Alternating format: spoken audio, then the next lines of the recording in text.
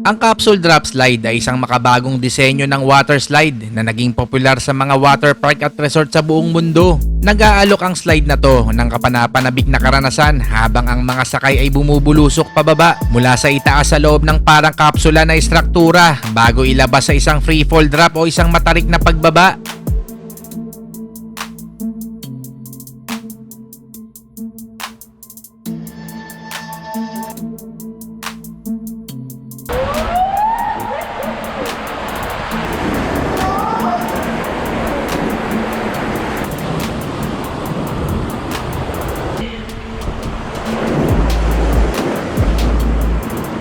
Cage of Death sa Crocosaurus Cove sa Darwin, Australia ay nag-aalok ng nakakabigla at kakaibang karanasan sa paglubog sa loob ng acrylic enclosure kasama ang malalaking saltwater crocodile. Ginagarantiya ang kaligtasan ng mga bisita habang ang mga buwaya ay lumalangoy sa paligid.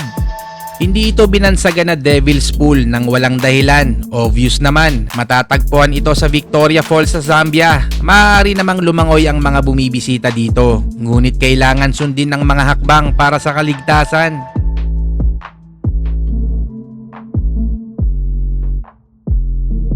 Ito ang Stairway to Heaven sa Fuxi Mountain sa China. Dahil pag nahulog ka talaga, sa heaven ang bagsak mo. Pero meron naman itong net sa ilalim na pwedeng sumalo sa'yo. Ngunit hindi pa rin maiwasan ng mga tog ang mga tuhod ng mga nagpupunta dito. Feeling mo umaakit ka papunta sa langit dito sa Austria Sky Ladder. 140 feet ang pagitan pataas ng iyong aakitin sa pagitan ng dalawang bundok.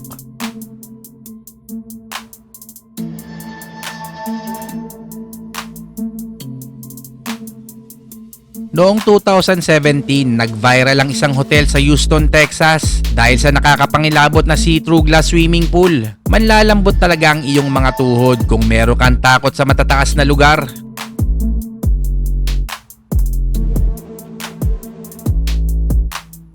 Pangarap mo din bang lumipad noong bata ka? Ito ang nababagay sa'yo, ang world's biggest human catapult sa Nevis Valley sa New Zealand. Ihahagis ka sa bilis na umaabot ng 60 miles per hour sa loob lamang ng 1.5 segundo.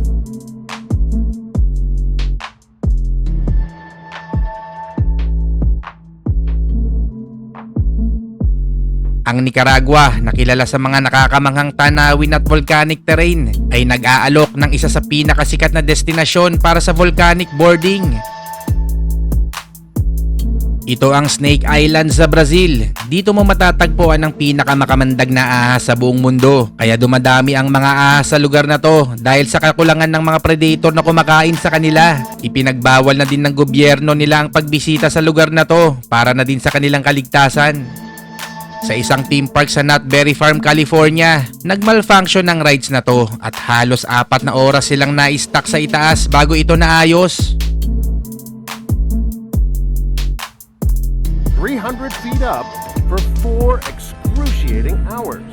I'll tell you, the first hour was pretty rocky. As day turned into night, she actually started to relax. I got to see a sunset. Ang pinakamataas at mahaba na glass bottom bridge sa China ay isa sa pinakadinarayong atraksyon sa buong mundo. Para kang naglalakad sa manipis na yelo. Safe naman dahil sinubukan pa kung matibay talaga to. President has given me a hammer and said that even if I can get through all 3 layers of glass, I won't fall through.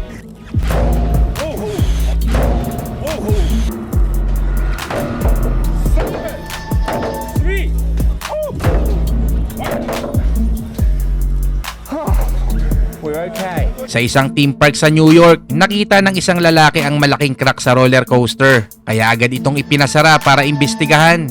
A statement to ABC News, Carowin says it is not uncommon to discover slight weld indications. Ang tawag dito ay cliff camping o portalage camping, isang extreme na anyo ng pagcamping sa gilid ng bangin. Ginagamit ang portalage o portable na tirahan na nakasabit sa tali. Ito ay para sa mga thrill seekers at mahilig sa nature adventure.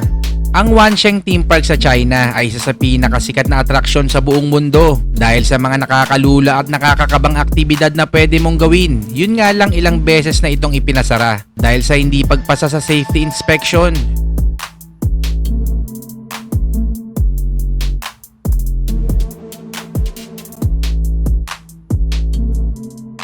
Guinness World Record ang tallest swing na to sa China. Tinatawag itong Sky Swing na may taas na 584 feet. Iwan talaga ang kaluluwa mo pag nasakyan mo to.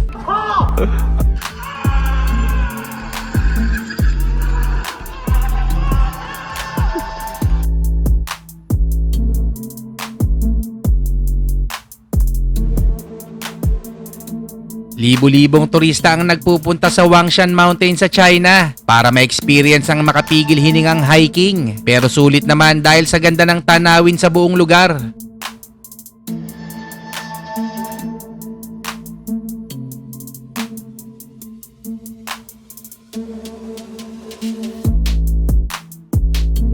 Ang Extreme Ride ay isang kapanapanabik na atraksyon na matatagpuan sa ibabaw ng Stratosphere Tower sa Las Vegas, Nevada. Ang mga sumasakay dito ay nakakaranas ng kapanapanabik na kombinasyon ng freefall at forward tilt habang sila ay nakabitin sa ibabaw ng lungsod na nagbibigay ng mga nakakamangang tanawin at adrenaline rush.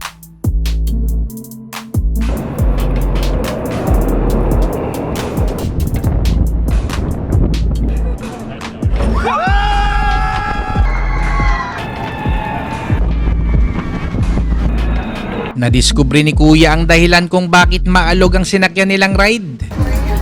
Let me just tighten that up there. All right, we're good. Kung mahilig ka naman sa cave diving, swak sa'yo ang lugar na to sa Ichetuckney River sa Florida. Panalangin mo lang na wag kang ma-stuck sa loob at biglang mawalan ng oxygen at ilaw.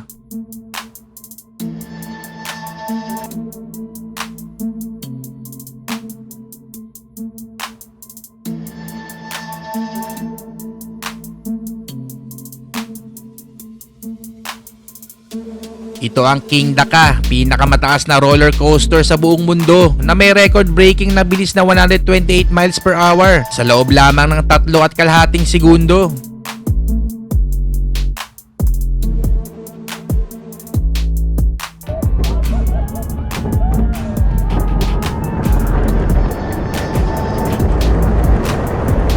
Sa kasalukuyan, ito ang pinakamataas na water slide sa buong mundo, ang Kilimanjaro Water Slide na matatagpuan sa Aldeia das Aguas Park Resort sa Brazil. Ang taas nito ay 164 feet at aabot ng 56 to 60 miles per hour ang bilis mo sa pagbulusok pababa.